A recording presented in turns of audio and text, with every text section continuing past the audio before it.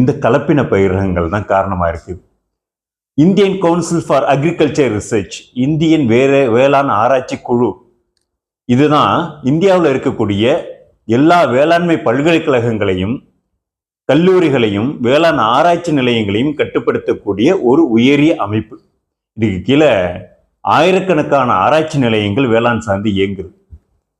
இந்த வேளாண் ஆராய்ச்சி கழகத்தோட ICAR இதோட விஞ்ஞானிகள் ஆய்வு பண்ணி ஒரு கட்டுரையை 2023 வெளியிட்டிருக்காங்க. இதுல அவங்க என்ன சொல்றாங்க அப்படின்னாக்க, இந்த கலப்பின பயிர் ரகங்கள் அறிமுகம் செஞ்ச பிறகு உணவுல இருக்கக்கூடிய சத்துக்கள் 45% குறைந்திருக்கிறதா சொல்றாங்க.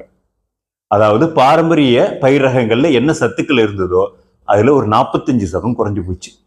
அப்படின்னா நீங்க மாப்பிள சம்பாவில் ஒரு 4 இட்லி சாப்பிடுவீங்கன்னா, இப்ப கலப்பின பயிர் ரகங்களை தயார் செய்யப்படுற இட்லியா இருந்தா அதே ஆற்றல் உங்களுக்கு கிடைக்கணும்னா இப்ப 8 இட்லி